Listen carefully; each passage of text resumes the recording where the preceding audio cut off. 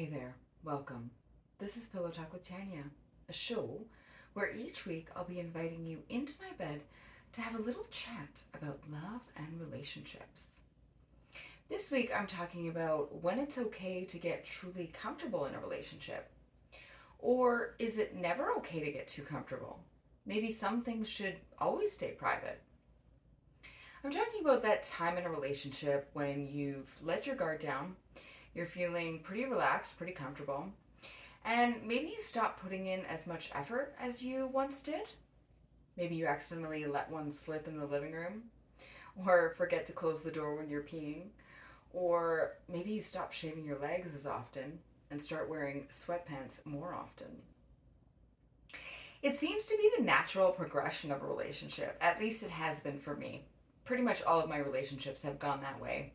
You get really comfortable, you're around each other all the time. It's pretty hard, especially when you're living together, to keep all those private moments private. But the level of effort goes down. And I think that's probably the worst part of it. The effort you put in to catch them or to grab their attention in the first place. You start to get lazy and not try as hard. And maybe not do your hair as much or not get dressed up as much, not go on as many dates. And I think that certainly has a negative impact on the relationship. I think it makes more sense to increase the effort or at least maintain it. Seems counterintuitive to start here and go down here. Shouldn't we start here and at least keep the status quo or go or increase our efforts? Relationships are hard. Keeping people interested and attracted to you, it's hard. Putting in less effort doesn't seem to make much sense. But it's so easy to do. And I've found myself making that mistake loads of times. Just getting lazy, getting complacent, not trying as hard. You think, well, they've seen me at my worst, so why bother? But it does matter, and you should bother, I think.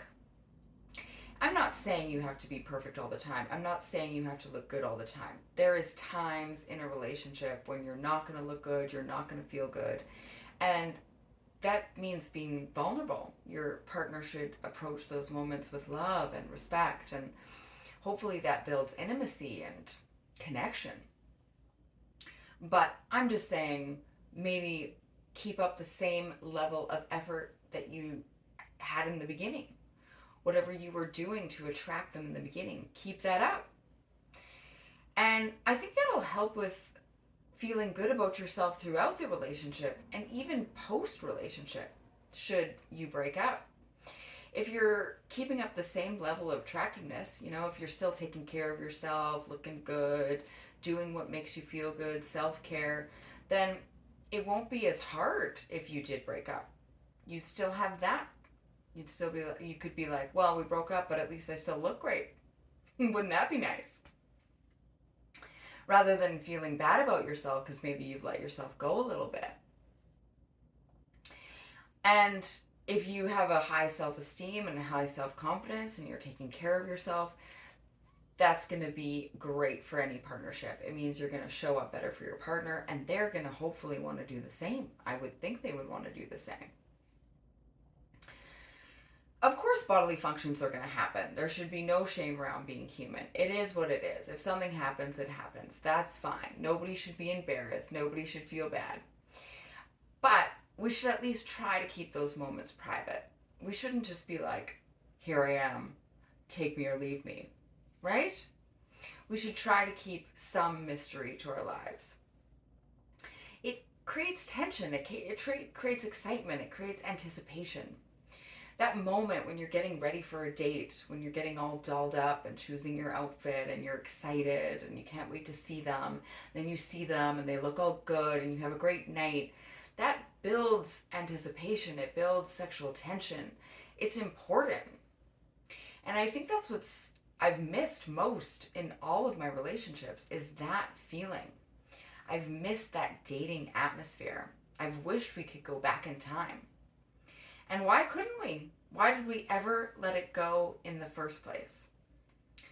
I think if we could just pretend to be just as excited about our partner as we were in the beginning, maybe we would be.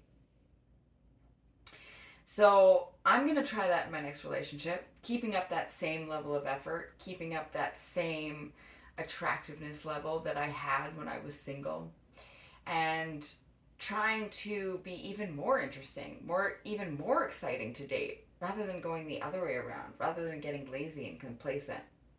I think it'll work. And yeah, but I'll let you know. I want to know your thoughts though. Maybe you look forward to the comfortability. Maybe you're excited for that part. Maybe that's what brings you joy. And that's cool too. I would love to hear about it. Please share your thoughts and opinions.